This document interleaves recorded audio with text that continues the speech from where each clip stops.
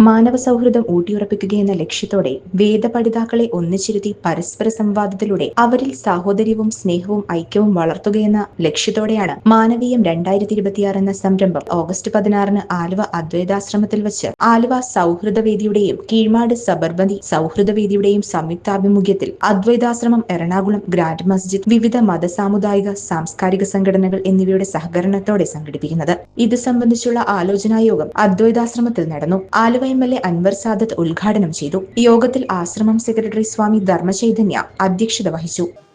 ഭാവി ലോകത്ത് ആത്മീയ കാര്യങ്ങളിൽ ഓരോ മതവിശ്വാസികൾക്കും നേതൃത്വം നൽകേണ്ടവരാണ് വേദപഠിതാക്കളായ വിദ്യാർത്ഥികൾ.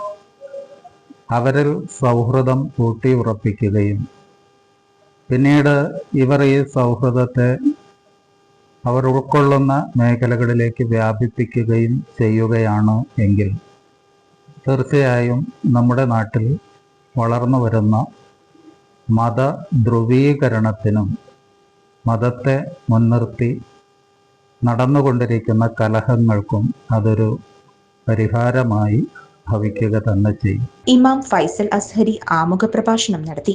ഈ പ്രാവശ്യം ശ്രീനാരായണ ഗുരുദേവൻ സ്ഥാപിച്ച ആലുവ അദ്വൈതാശ്രമത്തിൽ സർവമത സമ്മേളനത്തിന് സാക്ഷ്യം വഹിച്ച ആലുവയുടെ മണ്ണിൽ ഈ പരിപാടി നടക്കുകയാണ്. നിങ്ങളുടെ എല്ലാവരുടെയും പിന്തുണ ഇതിനുണ്ടാകണം. കേരളത്തിന്റെ ബഹുമാനനായ ആഭ്യന്തര വകുപ്പ് മന്ത്രി ശ്രീ രമേശ് ചെന്നിത്തല അവറുകളാണ് ഇതിന്റെ ഉദ്ഘാടകനായി വരുന്നത്. വിവിധ മത സാമൂഹ്യ രംഗത്ത് പ്രമുഖർ ഈ ചടങ്ങിൽ പങ്കെടുക്കും.